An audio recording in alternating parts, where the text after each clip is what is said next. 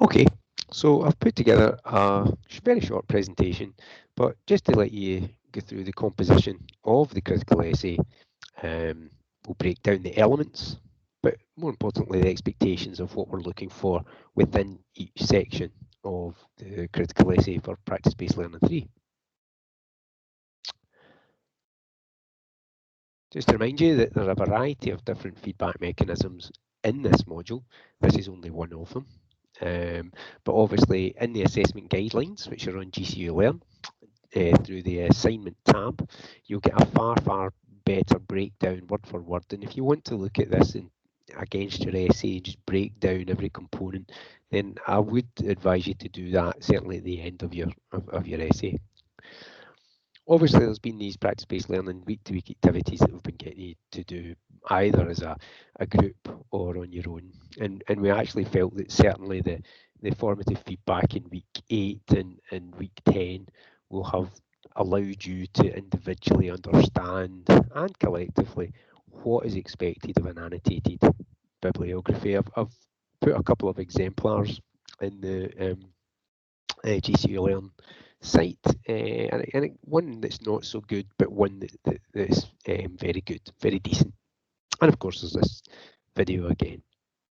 I suppose the other thing just to remember, this approach to formative feedback has been throughout, it's been threaded right through. So if you want to remind yourself of what level you were at what point, and probably see your progression during the course of the last 8 to 9 weeks, go back into the group document that you've got in the shared drive, and you'll be able to see all the different elements and how you've actually mapped yourself against expectations as you've gone along. Always a good place to remind yourself what are the learning outcomes that are against the piece that you are writing for. So 3 elements here, and you'll see where these elements pick up when we go into the component parts of the actual essay itself.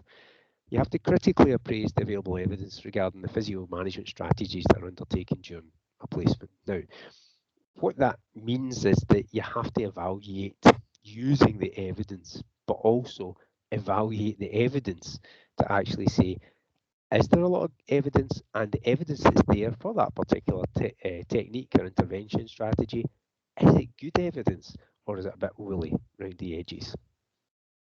You have to try and synthesize the available evidence. Now, what that means is you have to pull together different elements of evidence that's there. And we had a really nice interview this week with Kath Sharp, and she talked about trying to pull together evidence when there was none, or there was very scant evidence. And a lot of that's about pulling together the best level of evidence that relates to the area of practice that you're in, and trying to make some kind of theory that builds round about that. Now, hopefully, you'll have picked some good incidents to reflect upon and good techniques, and that will generate your thought about what level of evidence is out there. Has it been done to high level, or is it just a case study that's been done once or twice? What is the grounds? What gives you confidence for the interventions that you're actually going to be looking at? That's what this piece is all about. I always think it's good to set a professional context to any piece of work, and I think that this should be the line that's threaded through your piece. And this is the kind of context behind not just the module, not just the piece that we're asking you to do, but actually the module itself. So you can see that quote there from CAS 2020, so very current, so straight away it's coming from very current literature. Everybody wants good health and healthcare that's effective. But how can we know whether a claimed intervention is truly effective?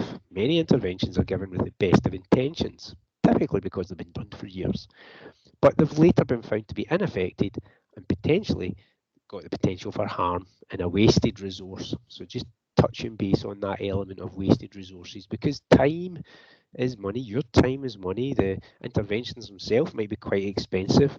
And if we are engaging in activities that are essentially ineffective, then you're reducing the use of yourself as a resource within service. So we have to be recognising that resources, time is very, very precious within the NHS at the moment, and therefore we don't want to be undertaking activities that have been seen to be ineffective.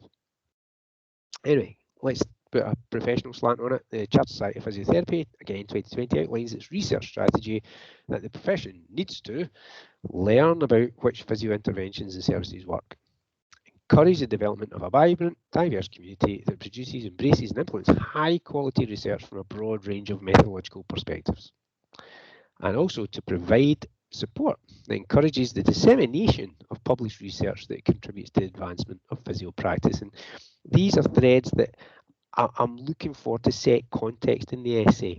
So this gives you some kind of grounding as to why we're asking you to do this, but also probably feeds into a little bit of an introduction and background for your piece, because this is why we're doing it. So any piece that's touching base with these elements of currency are trying to give us some political context to the piece.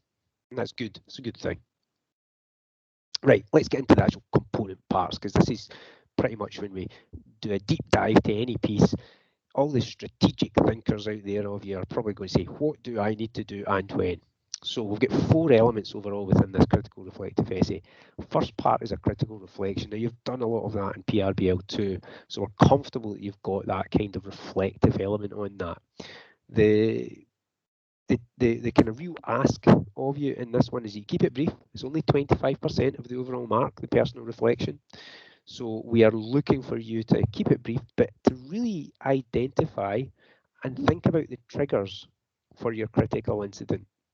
So this piece is really going to be unpicking your understanding of the knowledge and the knowledge you've got of that particular piece intervention, and it's going to be getting you to kind of say, well, why did I choose that intervention? What was it that made me think I wanted to know more about it?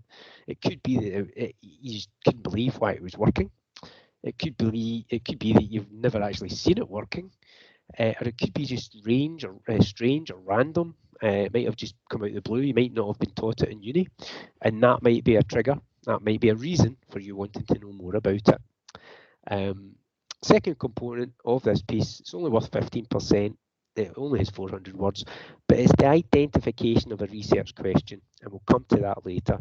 We're really looking for you to, from your critical reflections, build a little action plan and pull out in that action plan what is the research question. And obviously you've done a lot of that this term, looking at the PICO framework. The meat of this essay, 30% of it, is actually in the 3 annotated bibliographies, and they're only about 300 words each.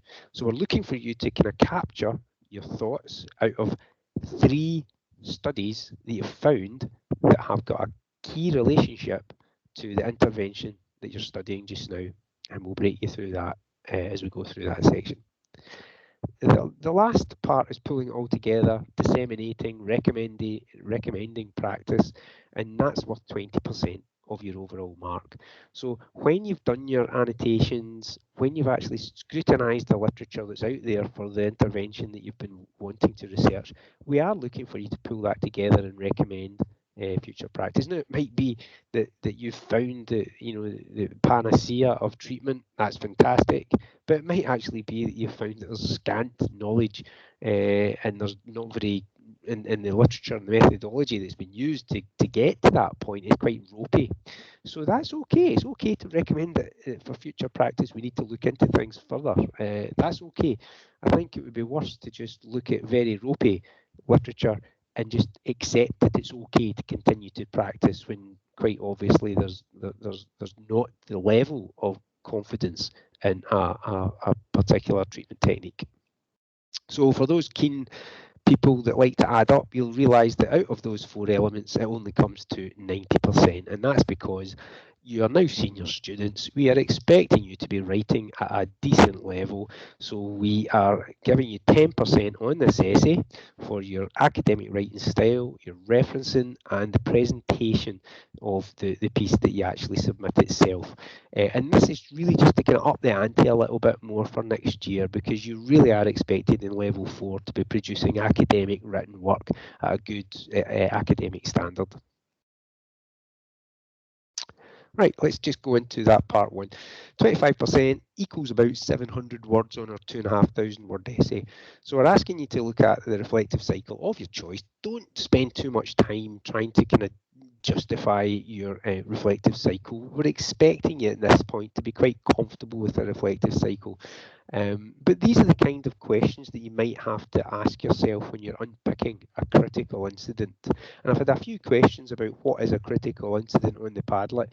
And really, just to remind yourself, a critical incident doesn't need to be an accident. It's not something that happens in practice that's critical for the patient. A critical incident in teaching and learning terms is actually something that makes you stop and think, makes you actually think, oh, what happened there? Well, I'm not really too sure about that, or oh, that looks really, really good. So that critical incident is something that should have made you stop and think. Think through these questions. What were you thinking? What were you feeling? What assumptions had you made about the intervention, the treatment? Should you have known about what you'd found? Now, these little prompts that I've put up on that slide, and there's some more prompts in the assessment guidelines. They're not to be set as sections. This is not something I'm expecting you to take question by question. They're merely just prompts, again, to get you actually identifying a critical incident that's going to be appropriate for your reflection. Your reflection, as ever, goes through the evaluation of your personal experiences, your understanding of what literature, have you already experienced, either through university or possibly reading when you've been out in practice. But your action plan should be starting to actually look at the gaps that are there and make you think a little bit more about how a research question can be formed. So the gaps that come from your critical reflection actually springboard you in towards your PICO framework. So you should have been asking questions in practice about what population's involved, what intervention is it really that you're looking at? Are there any other comparative interventions that you should have been comparing it against, or maybe it's just against usual care? Or in some situations, there's no care because the population's new to an intervention. And obviously the outcome measures that are there to look at rigour, to look at standardisation, to look at the justification that change has actually happened. That's obviously very important. Now, I have put a little mention in the announcement page today, actually, just about, obviously there's some of you, because of the staggered approach to placements, you will not have been able to get out in placement and certainly not have had as big an experience as we would have liked you to have had. So in the event that face-to-face placement has not happened for you, please get in touch with me. I do have a kind of case scenario that I've written up. I mean, it might not even be an area of interest to you, and that's why I'm appealing to you all to try and create a trigger or a critical incident that's come from your own experiences, because I think a personal reflection should be just that. It should be about your thoughts, about your thinking, and the reflective cycle can sometimes come across as a little bit contrived if you're using somebody else's given case scenario. So where possible, think about, did it happen in placement, or possibly even it might have been something that happened in class, a treatment that you just think, I've never seen that happen, used before. Or it might even be if you've been supporting the services during COVID with either voluntary or paid experiences of working in a physio unit. If that's the exposure you've had, I'm more than comfortable if that's the source of your critical incident for the purposes of this essay. Anything that's made you just trigger a thought about practice. Right, so we've done a personal reflection. We're now jumping in towards that research question. And this is the bit that you unpick your PICO question. So you are looking for that PICO research question to have identified a population, identified an intervention, or a range of interventions, and we'll come to that shortly. C, a comparator. So what other kind of interventions are being used currently, and would you like to look at this intervention against another? And then obviously the outcome measure, and make that as a robust an outcome measure as possible. People have asked me about these appendices, because we're asking you to support this development of a research question with 3 things to actually put in your appendices. We want an outline of your search strategy. We want a prisma diagram. And we want a little table of your 3 studies and how they actually scored on your quality appraisal tool. So these are 3 things that have to come with your development of a research question. So quite rightly, people have said 400 words, that's quite a lot of words if you've already done all that in your tables, which are in the appendices. And of course, appendices don't count for words. You're absolutely right. However, I would actually say that there's still a little bit of narrative to come round about the proposal of your research question. Why did you choose that particular intervention over another intervention? Possibly the population that you're looking at. There might be some work done across a broader population, but you might want to look at a particular age category, maybe younger kids or maybe older people. It might even be in a particular demographic of the population that you've been working with, that possibly the evidence is not actually recognising that difference in the demographics. Obviously, intervention, we'd like to be as specific as possible.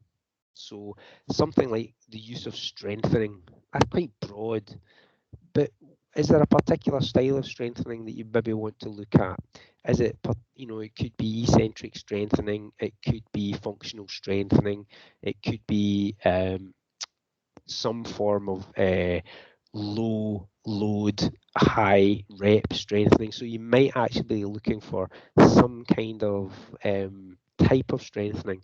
So depending on what your population is, depending on what the outcome is trying to be achieved, that intervention might be very, very specific, or it might be a little bit broader. Obviously, as you loosen the tight strings of having a very, very strict intervention, you will probably get more papers. But sometimes you get more papers and you get more random papers. So you have to balance up this bit about, do you want to be more specific in your intervention and really tie it down and restrict yourself for maybe only 2 or 3 or 4 papers? Or do you want to open it right up and be very, very broad in your intervention, or your population for that matter, and actually get lots and lots and lots? For the purpose of this, of course, we only really want you to get 3. So try to be specific where you can. It will make your choice of selection so much easier once you actually go through that quality appraisal process that we've taken you through. Okay, middle part, the big chunk. You have 900 words to spend on this, and the 3 annotated bibliographies that we want, so that's 3 300-word sections, should have a citation, i.e. how would you write this reference out? How is it cited? Now that's not included in the word count, but it needs to be there so we can at least go in and see exactly what the study was, does it fit the bill, etc. The study description, so that should just be a couple of sentences. Now we found through the feedback that some of the description was a little bit loose, a little bit woolly, so we want you to be very, very brief, and I'll give you some of that feedback in the next slide. Next part is a critical evaluation of the research methods. So that's probably about the majority of your word count within your 300 words. And that's the bit about what elements of methods did they do very well. Was it the randomization technique? Was it the blinding? What was the bias? What was the level of bias within that piece that they've put? Had they considered all variables, or were there lots and lots of different variables that they hadn't even considered in their methodological approach? Obviously, you have to report on the findings, a couple of sentences, just enough to say, this is what the authors found. And then just the quality of their conclusions. Did they make leaps of faith in their conclusions, or were they actually very open and honest about things like the limitations to their study? I think we've spoken about this in the past in class. Every study is flawed. No study is perfect. But actually, sometimes recognising your limitations brings more honesty, more acceptability to the researcher, because they're actually recognising that limitations exist. Of course, just summing up, and this, of course, is what we're trying to do with this module, we're trying to bring the research into practice. So what relevance has the finding got for you as a practitioner, for your peers and colleagues as physiotherapy students and as physiotherapists? Can you bring the findings of your research and your critical review into practice? Is it applicable to the current day physiotherapy's work? Now, here's just that little slide that I presented on Monday, just on the kind of strengths and weaknesses that we found in these annotated bibliographies. Again, go to the exemplars on GC Learn for this as well. Let's just talk about what you did really, really well. Clear research question. Okay, that's something we're looking for, and I think that you did that very well. The vast majority of you had a good population identified, had a good intervention. It was quite clear. The comparative element of that, whether it was either another intervention that was similar or whether it was considered usual or typical treatment, it came out in the vast majority of the PICOs that we found. Just remember that the outcome measure doesn't need to be a specific tool. So it doesn't need to be the McGill Pain Questionnaire. It doesn't need to be the Rowland and Morris Functional Disability Index. It just needs to be an outcome that's possibly pain or function, or it could be range of motion. It could be quality of life, of course, as well. It might be that you're looking at quality of life, but probably not for the purposes of this, because we did try to kind of pull you in towards more quantitative type methods. So try to stick quite simply to the quantitative type methods at this point. Next year, we can explore more qualitative type approaches, quality of life, etc. Okay, so that was done well. You all seem to follow the assignment brief that we'd given you, and that goes not just for the week 8 work, but actually for pretty much most formative tasks that we gave you. Each group did actually follow the assignment brief. So fingers crossed, with all the videos and assignment submission guidelines that we've given you for this piece, you'll do the exact same. You'll follow the assignment brief. The main types of bias were definitely there, and they seemed to understand how they could interpret the study findings. And that's the bit that we're trying to tease out of you from MREP.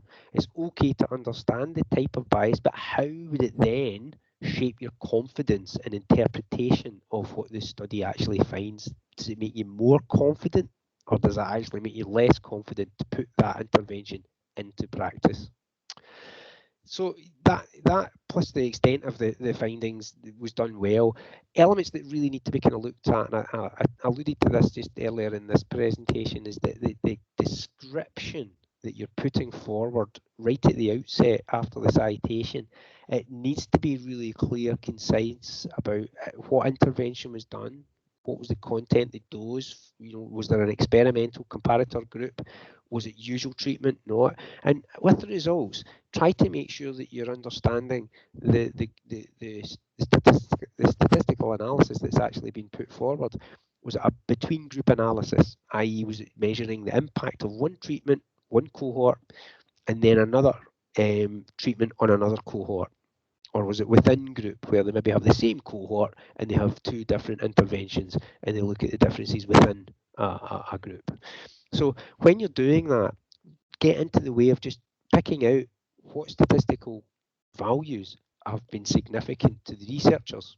And typically that's looking about the confidence interval that's there, the p-value, and try to get some kind of understanding as to has the intervention been statistically significant, or is it possibly not quite at the level of statistical significance? And you'll understand that when you look at the confidence interval and the p-value. Okay, the other thing is just to remember when you're looking at outcome measures, and I alluded to this just 2 seconds ago, are the outcome measures that are used consistent? Are they valid for the population are actually looking at? Do they appear to be reliable and responsive to change? Are they sensitive enough to dictate what the changes are between the start of the study and the end of the study, pre-intervention, post-intervention? Okay. Assessment part 4 is your recommendations. So this is you pulling things, synthesizing all your 3 studies into place, and then bringing it in towards your practice. and actually thinking, will I be changing my practice? I've done all this. Dougie and David and Fred have made me do all this reading, doing all this skills roundabout, trying to research literature. Now that you've done it all, are you actually going to change your practice or possibly just consolidate your practice? But consolidating your practice with confidence that the research and the literature that's out there supports what you do on a day-to-day basis. So really, in your conclusions, we're looking for that feasibility, appropriateness, effectiveness of your chosen intervention.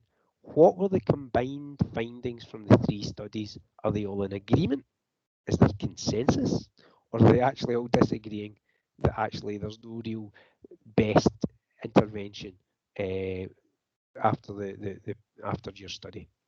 So what are your recommendations for clinical practice based on your 3 studies? Now, that might be right. It might not be great because we've done this in a very kind of filtered way.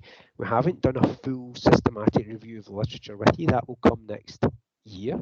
However, we're actually trying to get you to think based on the evidence that you've found, based on the evidence that you've presented, based on your critical appraisal at this stage, would you recommend this particular practice? So that's something that we're wanting you to pull out.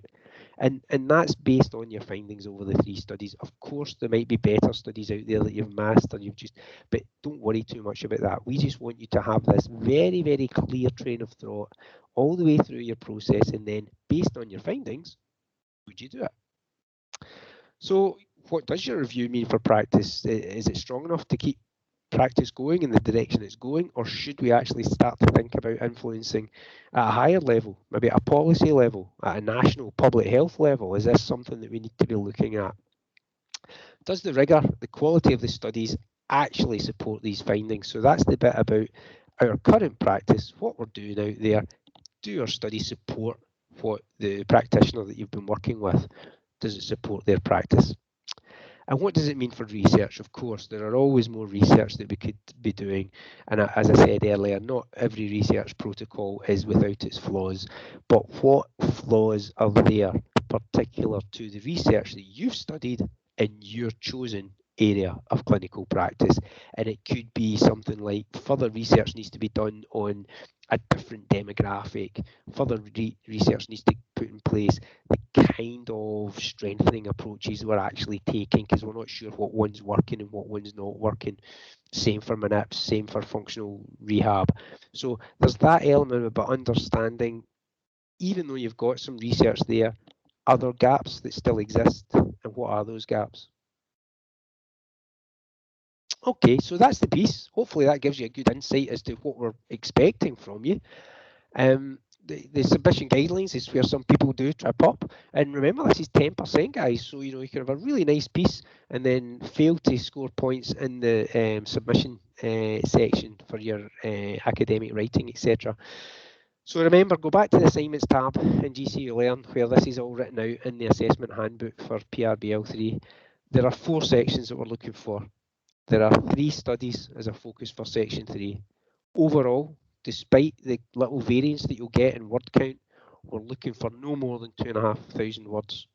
When it comes to the presentation of that, we're looking for a simple text, no signature or cartoon style font. We're looking for Calibri or possibly Times Roman, and a font size of 12.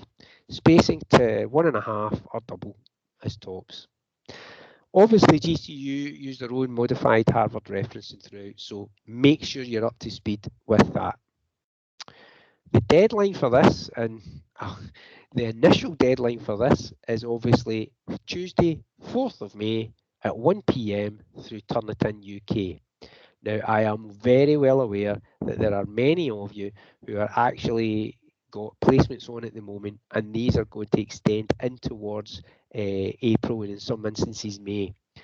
Extensions will be considered for this module if you have had that placement into the period of the May month this year, and I think that's going to be quite a lot of you. So unfortunately, they're just not given out willy-nilly. A lot of that is because we have to try and get as many people as possible to the assessment board in June this year. So if you want an extension, go to submit an extension request, get it into me. I'll have a look at your dates. You have to tell me when you're finishing your placement, and I'll be able to give you an extension if I think that there's one that's warranted. Okay. This Padlet has been going crazy over the last couple of weeks, probably because it's all getting a little bit closer to your submission date. I will endeavour to keep up to speed as much as I can amongst all the other commitments that are going on in the unit. Certainly, I look at the Padlet on a Monday and a Thursday. That's when I'm scheduled. So if you do put something in late Monday night, it might not get answered until the Thursday evening. And vice versa. If you put something in late Thursday night, it might not be to the Monday until I really get a chance. It's just I can't look at it every single day. I apologise, there's only one of me, but I will be looking at that regularly over the course of the next 3 or 4 weeks. So that's a summary of our presentation of our critical essay for PrBL3. I hope that makes things clearer for you. But of course, if there are any outstanding questions, please just post them on the Padlet. Okay, have a good weekend.